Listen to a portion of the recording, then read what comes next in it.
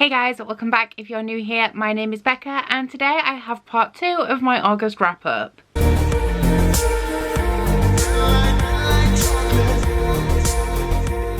If you are unfamiliar how I do things on my channel, I do tend to post 2 wrap-ups a month. I do one in the middle of the month and one at the end of the month. So if you have not seen part 1 of my August wrap-up and you would like to see it, I will link it up here for you guys. So if you remember, way back before August started, when I did my August Bookopoly, I said that as I was going to Rome in August and I had a few books that I had to catch up on, I was going to relieve the pressure from myself and I was going to focus a lot less on reading.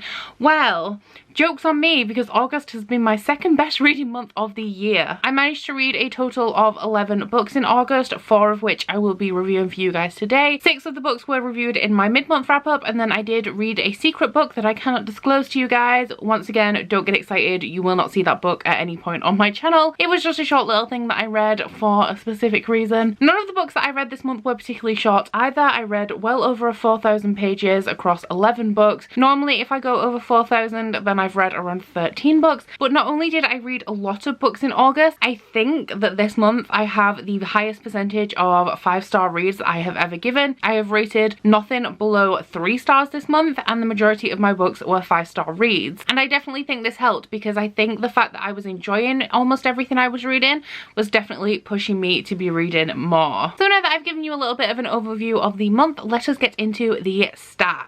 So in the month of August, I read 4,260 pages, which breaks down to an average of 137.4 pages per day. For the ratings, I gave 2 3-star ratings, 2 4 stars, and 7 5 stars. This breaks down to what is probably my highest average ever of 4.45 stars. For the demographics, I read 4 adult books and 7 young adults. For the formats, we had 7 physical books, 2 audiobooks, and 2 graphic novels. For the genres, I read 4 fantasy, 3 contemporary, 2 science fiction, 1 paranormal, and 1 horror. And for the places where I sourced these books from, 6 of them were from my existing own TBR before the start of 2019. 2 of them I have hauled in 2019, and then I had 1 library book, 1 book that I read via script, and 1 traveling book. So now that we've done the stats, let us get into the reviews. So the first book that I read in the second half of August was Nevernight by J. Kristoff. You guys probably know this was a reread for me. Nevernight was my favourite book of 2017. Nevernight and God's Grave were like kind of tied. J. Kristoff is also my favourite author of all time. Some of you guys will also probably know that I went to meet him recently and he did sign my book, and he also drew the little Mr. Kindly doodle. I did ask for it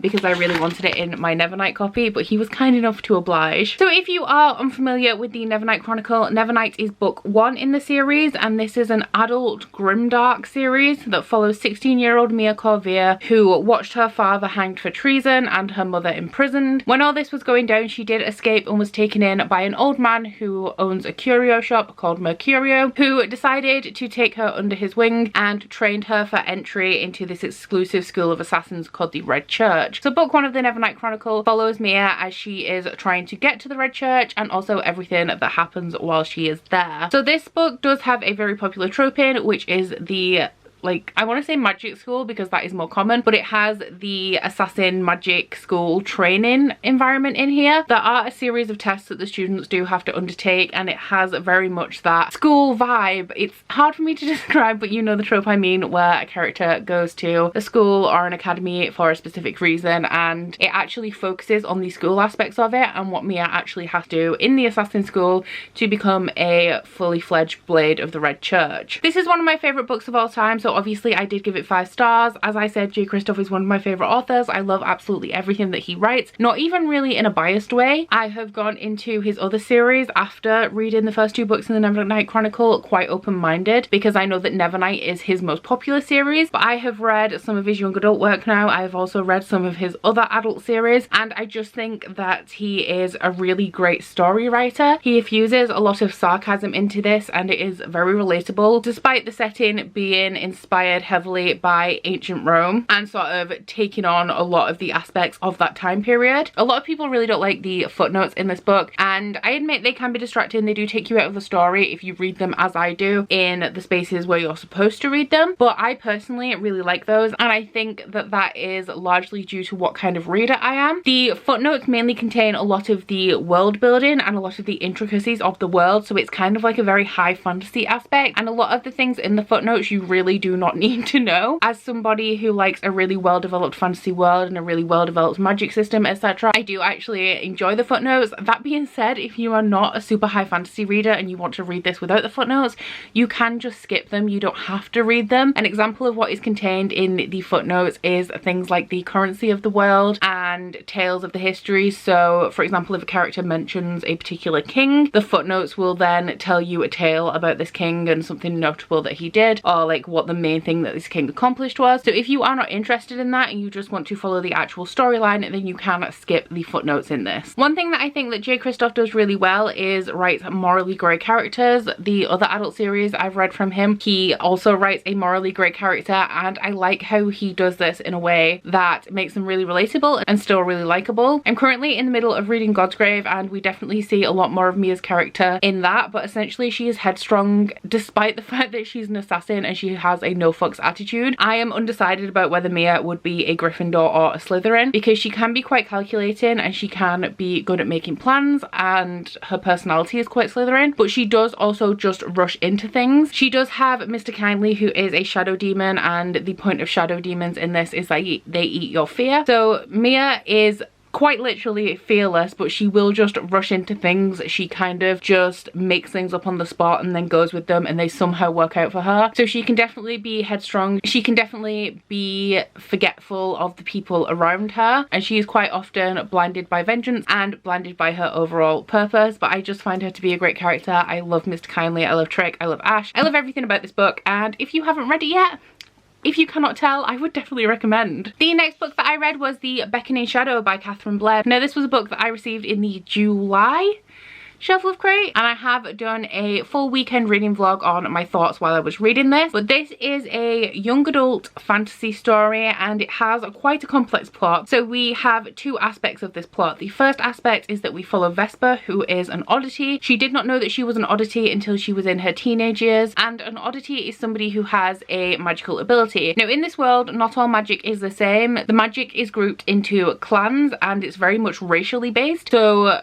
whenever oddities first originated, if you were from one specific place in the world, you would have a particular type of power, and so all of the powers are kind of group. So you have people, I think they're called stone skins, whose skin can turn to stone, so they are essentially invincible. Vesper is a harbinger, which means that she can feel people's fears and manifest them into reality. This is obviously quite a dangerous power to have, especially as Vesper has very little control over it, because when she starts to feel somebody else's fear, she starts to be fearful herself, which leads to a lack in control. So when Vesper comes into her powers, she is scared for the safety of her family and the people that she cares about, and she does run away. Now this story starts off a couple of years after she has run away, and she's on her way to somebody when she gets waylaid by another group of oddities. I don't think she's ever seen other oddities before. They take her to this underground safe house that they have, and there she finds out about an oddity tournament where oddities will be able to participate, and if they win, they will win $1 million in prize money, and they will also win an unraveling, and an unraveling is an unraveling of something that happened in the past. So something happened to Vesper that she very much wishes hadn't happened, and if she wins this prize, she will be able to have that undone and then return to her old life. Now the second aspect of this story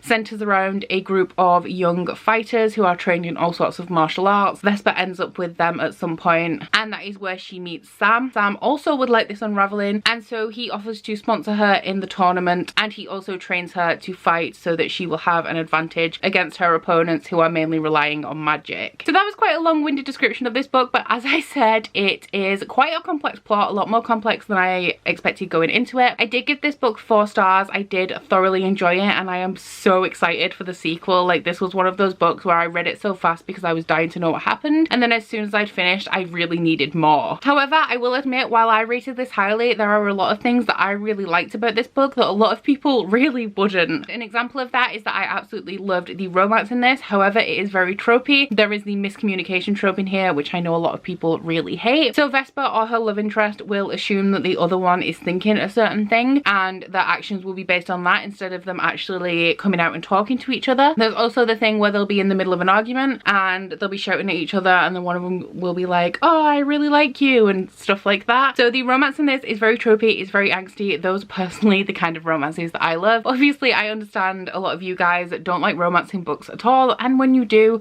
you don't like them to be angsty and tropey. I found that the powers in this book felt very superhero-y, with there being clans and they all have a specific type of power. When I received this in the Shelflove crate, it was said to be a cross between the Darkest Minds and Fight Club. Fight Club being the fighting aspect of it, obviously. But I felt that the powers in this were reminiscent of Runaways, because we have a group of runaways with superpowers. So if you like that superhero-y aspect and then you also have the fighting aspect, then I would definitely recommend this book. Like I said, I thoroughly enjoyed it. Just bear in mind, if you don't like romance, and especially angsty tropey romance, there's a big chance that you won't really like this book. Then the week that I was in Rome, I started and finished Gemina by J. Kristoff and Amy Kaufman. This is the second book in the Illumicrate files. I absolutely loved Illumicrate, and I absolutely loved this as well. The way that I read these books is that I read them physically and listen to the audiobook at the same time. The audiobooks for these, as I'm sure you've heard, have a full cast audio with sound effects and everything. Both listening to it and reading it physically definitely leads to an immersive experience. So I would highly recommend that route if you are thinking of picking these up. So as this is the second book in the series, I can't tell you a whole lot about the plot, but the plot of the first book is that we follow 2 teenagers, Katie and Ezra, who have just broken up, and then an evil corporation attacks the planet that they live on. They do manage to evacuate, but they are evacuated onto different ships, and they are trying to make it to the next point of civilization because the device in the ship that allows them to jump to other places in space really quickly has been damaged in the assault, so they have to take the long way around and manually fly. However, some of their ships have been heavily damaged and they are being pursued by one of the evil corporations attacking ships. Now, Gemina follows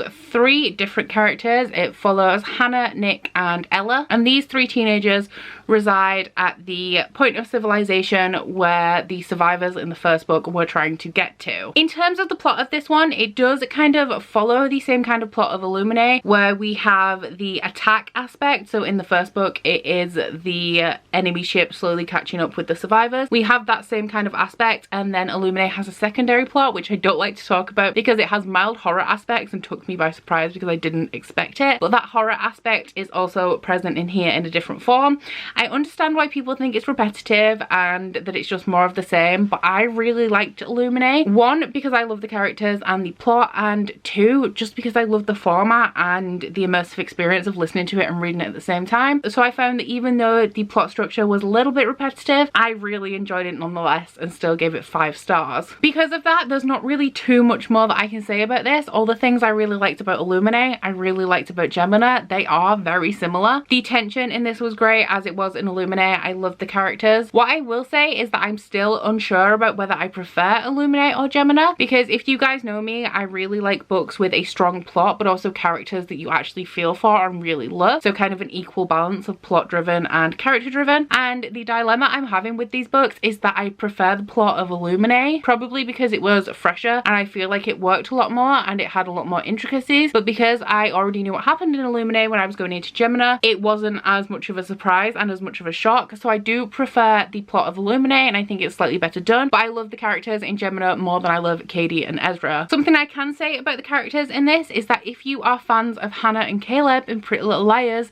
you will be a fan of the romance in this, because it definitely gave me Hannah and Caleb vibes. And then aside from the romance plot with those 2 characters, we also had Ella, who is this like snarky 15-year-old hacker, and she's just sarcastic and great, and I really loved her. As usual, the audiobook was on point with the voice acting and everything. I still don't like the guy who narrates these surveillance footage sections, and there are a lot more surveillance footage sections in this one. Aside from not really liking his voice, the thing that I don't like about his sections is that when the characters speak, he narrates their speaking instead of the narrators for the normal characters' voices narrating the speech, if that makes sense. I found that the surveillance footage chapters are the really dramatic ones or the really romantic ones, so there's points of high emotion and it's narrated by this guy whose voice I really don't like instead of the voices of the characters that I really like. So that grated on me a little bit, but overall loved this, 5 stars, would recommend the Illuminate Files. And then the final book that I read in August was Six of Crows by Leigh Bardugo. I have spoken about this a lot in my most recent vlog that went up, but I gave this 4.5 5 stars. I'm kind of calling it a 5 stars, but it feels more like a 4.5. If you don't know, this is a young adult fantasy series. It is the 4th book in the Grishaverse overall, but the 1st book in the Six of Crows duology. And this follows a group of 6 young criminals led by Becca, who are trying to perform a heist to break into the legendary Ice Court, which is notorious for being impenetrable. And the reason that they are doing that is that they are aiming to break out the creator of a very dangerous and addictive drug to Grisha and take him back to Ketterdam and kind of sell him to somebody else who wants him for whatever reason. So as I'm sure you guys all know, this book is very character driven. The emphasis in this book is very much on the crows as opposed to the plot. I thought the plot was quite well done, aside from the fact that right at the end everything just kind of keeps coming at once. They have this meticulous plan to pull off this heist, and then one thing goes wrong but they fix it, and then something else goes wrong, and then after that it's just a series of things going wrong, and I felt like there was no time to recover in between the incidents of things going wrong the further we got to the end. So I don't necessarily want to say that the ending was rushed. I think the pacing was just too fast towards the end. But as for the characters, there is a lot of diversity in the cast of this book. We have a lot of representation, including LGBTQ rep, there's mental health rep, POC rep, addiction rep, learning disability rep, disability rep, and then we also have a character who is a victim of sexual assault. There is a character who has been, I suppose it's kind of the equivalent of being indoctrinated into a religion. All of the characters in here have this super dark backstory or some kind of trauma in their past, which has led them to joining the Dregs, which is Becca's band of criminals. So the reason that I'm unsure whether this is a 4.5 or a 5 is that I kind of like to be very emotionally invested in my books, and I will generally rate them a lot higher if I am emotionally invested. And for the majority of this book, I liked the characters, but I did not love them, and I was enjoying the book, but I wasn't like super into it until we got right to the end, and then characters were dropping lines like the first one that got me, I will omit the character names, but the first one that got me is "I will have you without armor" or "not at all." And then we found out why Boylan wasn't talking to his dad, and that got me in the feels. So right at the end I was emotionally invested, but until we had all these moments of high emotion and characters were dropping these iconic quotes, I wasn't like super into it. And I do have a complaint about this book, but it's not a complaint about the book necessarily, it's more of a complaint about the publishing industry, which I did go into in length right at the beginning of the vlog that I just posted. So if you do want to hear more about that and all of my thoughts on that, because I went on for quite a while, then obviously I will link my vlog up here so you can go and check that out. But this book should be new adult, or it should be in the adult section. I don't necessarily just mean that because of the content. Like, there's a scene where somebody's eyeball is gouged out and it's really graphic. I don't see a problem with that being in young adult, but what I do kind of have a problem with is just characters in general being in the young adult section. While these characters are realistic as teenagers in terms of their experiences and their mental states and the motivations for how they are and what has made them how they are, they're not realistic in their accomplishments. In my head, Becca is at least 25 years old, and the reason he is at least 25 years old is that he is the leader of a reasonably successful criminal organization. There is a guy who's in charge, but Kaz is kind of like the first lieutenant. He has people who are many years older than him working under him as like his henchmen. Becca single-handedly bought a warehouse and turned it into a casino years before this book started. So Kaz is 17 or 18 when this book is actually taking place, and years before that he bought a casino and turned it into a profitable business. And those are the kind of things that just make me think like, this character should be older. And like I said, I went into it in my vlog, so I don't want to dwell on it here, but there are a couple of aspects why things like this happen. One is that the publishing industry does not think that there is need for a new adult market, like it won't make any money because people assume that new adult is smut. Then because of this, authors write books to fit into the young adult category that should really be in the new adult or the adult section. This is kind of a mix of this book being placed in young adult and then Leigh Bardugo writing her characters young enough to be in the young adult category, and I think that that does this book a disservice because these characters are great and their arcs are great and what is going on is great, but they're just too young to be believable. Boylan kind of fits the age. He's like 15. He's fine as like a 15 to 17-year-old, but the rest of them I would say are around the 20 mark, and then Kaz like 25-ish. So that's my only gripe with this, but it's not a gripe with the contents of the book, it's more of a gripe with the publishing industry. So that is it for the second part of my August wrap up. I had an excellent reading month. I enjoyed the majority of what I read, and I did also manage to read quite a lot. So please let me know if you guys have read any of these books. I'm sure you have, because Gemina, Six of Crows and Nevernight are extremely popular on BookTube, but if you have read any of these then please let me know what you thought of them. Please also don't forget to like this video if you liked it and subscribe if you want to. If you head to my description box you'll find a link to my Goodreads, Instagram and Twitter if you'd like to follow me on any of those, as well as a link to my Bookish body butter and candle website, the Instagram for that, and a 10% off discount code. But that's it from me today, guys. Bye! Oh, you bite your friend like chocolate. You say you will go where nobody knows, with guns hidden under our petticoats. We're never gonna quit it, no, we're never gonna quit it, no.